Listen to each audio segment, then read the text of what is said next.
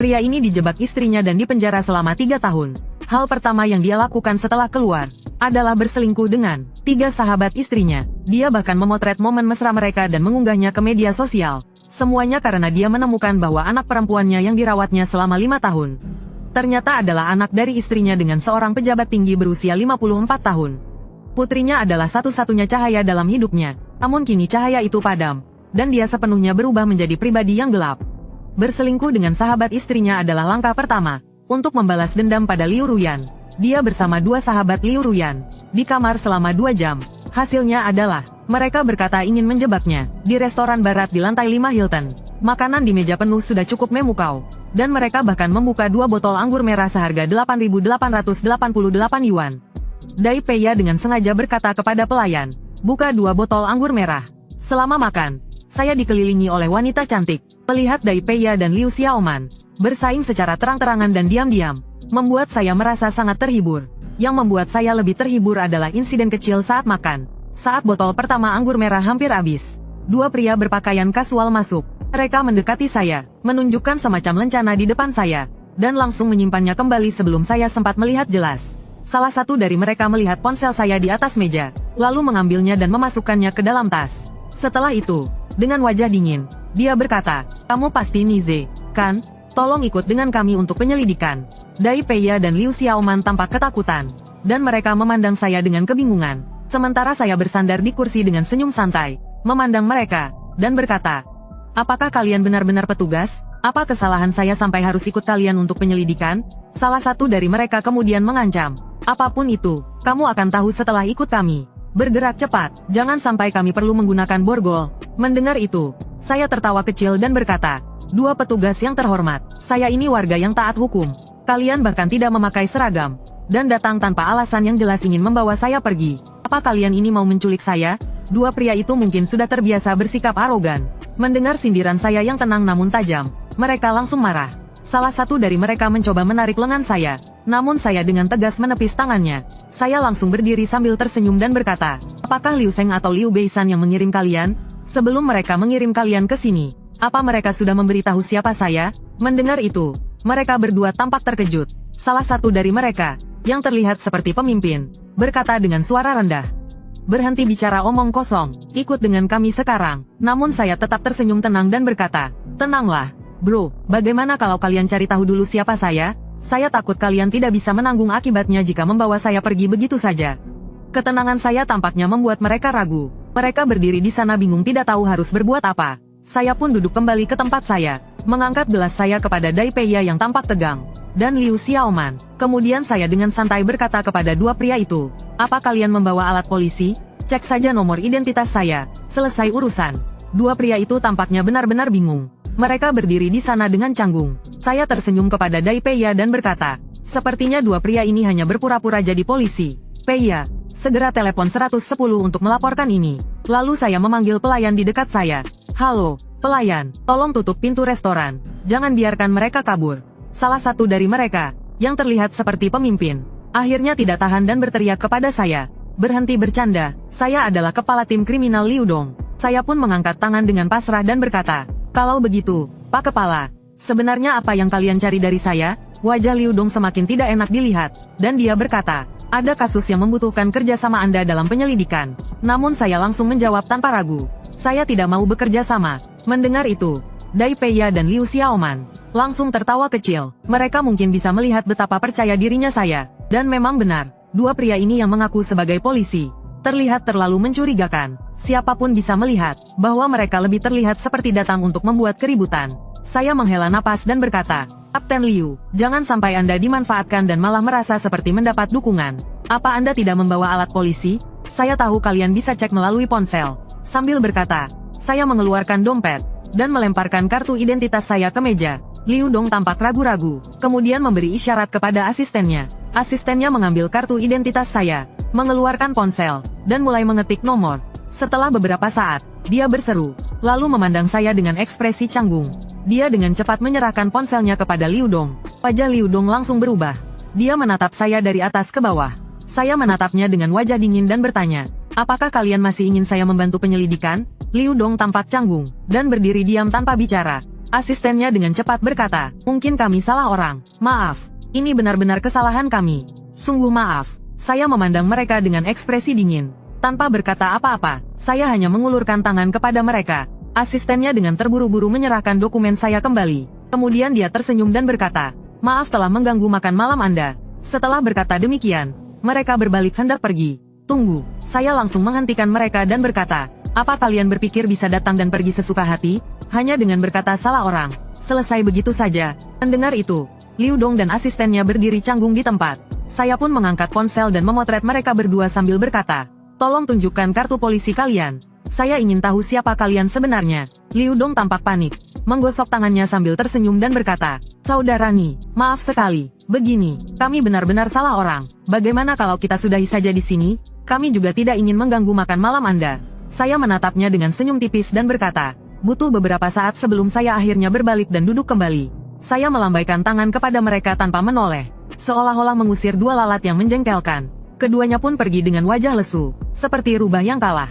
Duh, Zeze, kamu keren banget. Begitu dua pria itu pergi, Liu Xiaoman menatap saya dengan penuh kekaguman dan tatapan penuh cinta. Dai Peiya juga terlihat kaget sekaligus senang, dan berkata, Nize, apa yang terjadi tadi? Kenapa dua orang itu tiba-tiba seperti kehilangan wibawa? Saya memberi isyarat kepada mereka untuk mendekat, lalu berkata dengan serius namun bercanda, karena saya adalah spesies yang dilindungi tingkat 1 negara, dilindungi oleh hukum. Mendengar itu, kedua gadis itu tertawa dan memarahi saya, membuat suasana hati saya semakin baik. Alasan saya meminta dua pria itu untuk memeriksa kartu identitas saya adalah karena informasi identitas saya dibatasi untuk akses publik.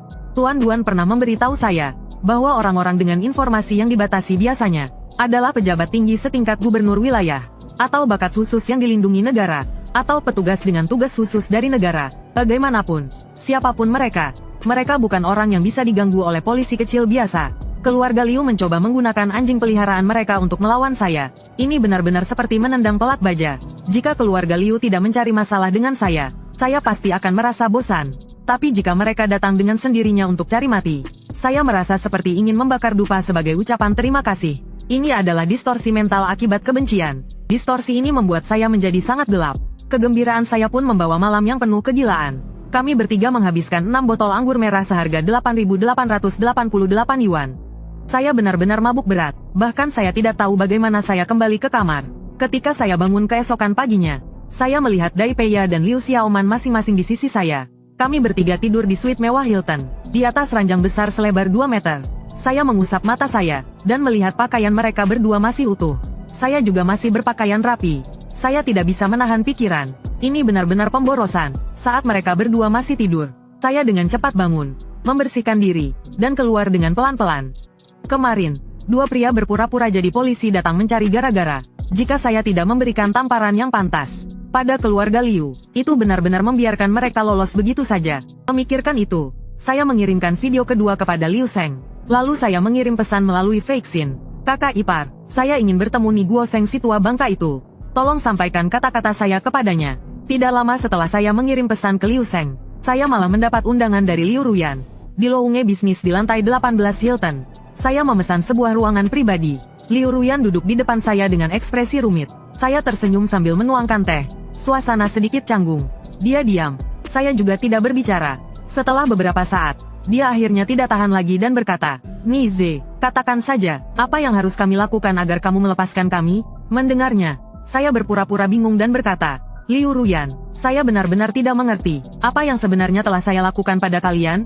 Dia mendengar itu dan tiba-tiba berteriak marah. Jangan pura-pura lagi, apa kamu ingin uang? Mendengarnya, saya hanya tersenyum tak berdaya dan berkata, dari pernikahan hingga penjara, kalian mempermainkan saya selama 6 tahun penuh. Di penjara, saya menerima 6 luka tusukan. Orang tua saya dipaksa mati oleh kalian. Dan pada akhirnya, bahkan Kiki bukan anak saya. Menurutmu, berapa banyak uang yang pantas saya minta? Mendengar itu, Liu Ruyan terkejut dan berkata, orang tuamu meninggal? Saya menatap wajahnya dengan saksama. Ekspresi terkejut itu tampak tidak dibuat-buat. Saya menghela napas dan berkata dengan nada dingin, kenapa kamu tidak bertanya kepada Liu Sheng dan Liu Beisan? Dia menundukkan kepala dan tidak berkata apa-apa lagi. Setelah beberapa lama, Liu Ruyan berkata dengan ragu-ragu, Nize, bagaimanapun juga, ini kesalahan keluarga kami. Sebutkan saja harga yang kamu inginkan. Kami akan mencoba untuk menggantinya. Saya tersenyum, menuangkan teh, dan menggeleng tanpa berkata apa-apa. Liu Ruyan ragu sejenak, lalu berkata lagi, bagaimanapun juga, saya harap kamu tidak mencari masalah dengan Ni Guoseng. Dia berbeda dengan keluarga Liu. Kamu bisa kehilangan nyawamu. Mendengar itu, saya pura-pura serius dan menegurnya. Omong kosong, kita ini saudara ipar. Apa yang bisa dia lakukan pada saya? Anaknya memanggil saya, ayah, selama 3 tahun. Dan saya tidur dengan wanitanya selama 3 tahun. Apakah kita berdua tidak seharusnya bertemu? Mendengar itu, wajah Liu Ruyan menjadi pucat pasi. Lalu dia tersenyum getir dan berkata, Ni Ze, tidak peduli seberapa kamu mempermalukan saya menerimanya. Tapi jangan sentuh Ni Guoseng. Kamu tidak tahu betapa mengerikannya dia. Saya berpura-pura terkejut dan berkata, benarkah, Liu Ruyan, apakah kamu sedang mengkhawatirkan saya? Liu Ruyan menatap saya dengan bingung dan berkata, Ni Ze, percaya atau tidak, saya tidak pernah berniat menyakitimu. Melihat ekspresi sedih di wajahnya, saya tidak bisa menahannya. Saya langsung bertepuk tangan dan berkata, sayang sekali kamu tidak menjadi aktris. Dengan bakat akting alami seperti ini, jika kamu masuk dunia hiburan, orang lain tidak akan punya pekerjaan. Mendengar itu, Liu Ruyan hanya tersenyum pahit. Dia kemudian menundukkan kepala, memikirkan sesuatu. Setelah beberapa lama, dia mengangkat kepala dengan senyum paksa dan berkata, Ni Ze, keluarga Liu akan memberimu 200 juta yuan. Bisakah kamu tidak mengejar masalah ini lagi? Terutama jangan biarkan Ni Guoseng tahu bahwa kamu memiliki video itu. Saya mulai merasa jengkel. Akhirnya saya berkata dengan dingin kepada Liu Ruyan, sebelum besok, saya ingin bertemu Ni Guoseng si tua itu. Jika keluarga Liu tidak menyampaikan pesan saya akan datang langsung untuk mencarinya. Mendengar itu, Liu Ruyan hanya menatap saya dengan kosong. Kamu tahu siapa dia? Dia punya 100 cara untuk membuatmu menghilang tanpa jejak. Kamu benar-benar tidak peduli pada nyawamu sendiri. Mendengar itu, saya pura-pura takut dan berkata, saya tahu, dia itu wali kota nih, kan? Tapi saya rasa dia tidak akan melakukan apa-apa kepada saya. Bagaimanapun, kita semua keluarga, bukan? Liu Ruyan menatap saya dengan wajah pasrah. Setelah beberapa saat, dia akhirnya bertanya, kamu benar-benar harus menemui Ni Guoseng? Saya tersenyum dan mengangguk dengan tegas. Liu Ruyan menghela napas panjang. Dia mengeluarkan ponsel dan mengirim pesan. Tak sampai 5 menit, teleponnya berdering. Liu Ruyan tampak terkejut oleh telepon yang tiba-tiba itu. Dia menatap saya dengan ekspresi rumit, menarik napas dalam-dalam, lalu mengangkat teleponnya. Teriakan marah Ni Guoseng seolah keluar dari telepon. Meski saya duduk di seberang meja dari Liu Ruyan, saya masih bisa mendengar jelas suaranya yang menggema. Liu Ruyan gemetar ketakutan dengan wajah pucat. Dia hanya menjawab pelan setiap pertanyaan di telepon. Setelah beberapa saat, dia menutup teleponnya dan menatap saya dengan ekspresi rumit. Ni Guoseng ingin bertemu denganmu sekarang. Mendengar itu, saya merasa sangat antusias dan berkata, saya sudah lama ingin bertemu saudara ipar saya ini. Saya mengendarai Bentley dengan Liu Ruyan di kursi depan. Dia membimbing saya menuju sebuah resor di pinggiran kota. Saya bisa pergi sendiri kalau kamu memberitahu lokasinya, kata saya. Namun dia menoleh dengan wajah rumit dan berkata, saya akan pergi bersamamu. Saya menoleh dan tersenyum sambil bercanda. Ruyan, kamu benar-benar baik. Kamu yang paling peduli padaku. Dia hanya menatap saya dengan wajah pucat dan lemas. Resor itu dibangun di atas bukit dan terlihat sangat luas. Di depan ada beberapa bangunan kecil untuk pertemuan. Di tengah ada lapangan rumput luas. Dan di belakangnya terdapat beberapa villa yang berjauhan. Tempat itu jelas merupakan lokasi favorit para konglomerat untuk berkumpul secara privat. Saya berpikir sejenak lalu mengirim pesan lokasi kepada Dingling, mengatakan bahwa saya akan bertemu Ni Guoseng di sini. Saya bertemu Ni Guoseng di villa paling dalam di kompleks itu. Pintu dibuka oleh seorang pemuda yang tinggi dan tegap. Dari gerak-geriknya yang penuh keyakinan, jelas dia seorang tentara. Pemuda itu membawa saya dan Liu Ruyan melewati villa. Kami menemui Ni Guoseng di taman kecil di belakang villa. Harus saya akui, dengan pakaian yang rapi, dia benar-benar terlihat seperti seorang yang berwibawa. Wajah persegi dengan aura otoritas. Itu adalah karisma dari seseorang yang telah lama memegang posisi tinggi. Saya tersenyum ceria menatapnya, lalu langsung duduk di sofa di depannya. Liu Ruyan tampak sedikit gugup. Dia berjalan ke sisi Ni Guoseng tapi tidak berani duduk. Ni Guoseng memandang saya dari atas ke bawah tanpa ekspresi. Kemudian berkata kepada pemuda di belakang saya, Xiao Chen, antar Nona Liu keluar dulu. Namun, sebelum pemuda itu sempat menjawab, Liu Ruyan tiba-tiba menarik kursi dan duduk sambil berkata, saya tidak apa-apa, saya akan tetap di sini. Melihat itu, Ni Guoseng tampak sedikit terkejut. Dia melirik Liu Ruyan sebelum kembali menatap saya. Kemudian dia berkata tanpa basa-basi, Ni Ze, kan, kamu ingin hidup atau mati? Saya menatapnya tanpa peduli dan berkata, Wali kota Ni, apa-apaan ini? Ini pertama kali kita bertemu. Dan Anda langsung bertanya apakah saya ingin hidup atau mati? Kenapa seperti gaya mafia? Apakah semua pemimpin sekarang bekerja seperti ini? Mendengar itu, Ni Guoseng tampak sedikit terkejut. Mungkin dia tidak menyangka bahwa saya bisa berbicara begitu santai di hadapannya. Namun, itu masuk akal. Biasanya orang-orang di hadapannya, baik pejabat tinggi, konglomerat, atau tokoh masyarakat, semua bersikap tunduk dan menjilatnya. Dia jarang berurusan dengan orang seperti saya. Orang bilang, pejabat tinggi bukan orang biasa. Ni Guoseng hanya terkejut sesaat sebelum menguasai dirinya lagi, dan mulai berbicara kepada saya dengan senyum. Akhirnya, dia bahkan berpura-pura ramah dan berkata, "Ni kecil, apakah kamu datang untuk mencari uang?" Saya tersenyum kecil dan menjawab, "Wahai Ni tua, apakah kamu dewa kekayaan? Berapa banyak uang yang bisa kamu berikan kepadaku? Kita ini saudara ipar. Kalau kamu memberi terlalu sedikit, saya akan kecewa." Ni Guoseng tertawa terbahak-bahak dan berkata, "Anak muda ini menarik sekali. Saya tidak menyangka kamu akan sehebat ini, Ni kecil." Saya tampak santai duduk, namun sebenarnya tetap waspada sepanjang waktu. Memperhatikan pemuda yang membawa saya dan Liu Ruyan masuk. Pemuda itu tidak berdiri di sisi Ni Guoseng, melainkan tepat di belakang saya. Ini jelas tidak masuk akal. Saat Ni Guoseng tertawa terbahak-bahak, Liu Ruyan tiba-tiba melihat ke arah belakang saya dan gemetar ketakutan. Dia berteriak keras, "Hati-hati!" Namun, saraf saya sudah tegang sejak awal, siap siaga. Ketika saya merasakan angin kencang di belakang, saya langsung memutar tubuh di atas kursi. Ternyata benar, pemuda itu memegang pisau militer dan mencoba menusuk punggung saya. Pisau militer itu panjang dan tajam. Jika saya terkena tusukan itu, kemungkinan besar saya akan mati di tempat.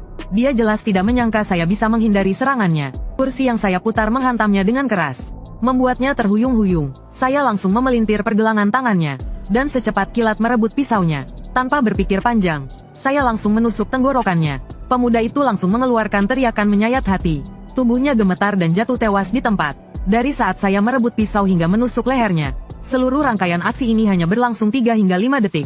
Ni Guoseng dan Liu Ruyan melihat kejadian itu dengan mata terbuka lebar. Setelah sekitar 10 detik, Liu Ruyan akhirnya menjerit. Dia menutup mulutnya dengan erat, menatap saya dengan wajah penuh ketakutan. Saat itu, mata Ni Guoseng membesar seperti lonceng. Tubuhnya gemetar, dan wajahnya berubah menjadi sangat pucat.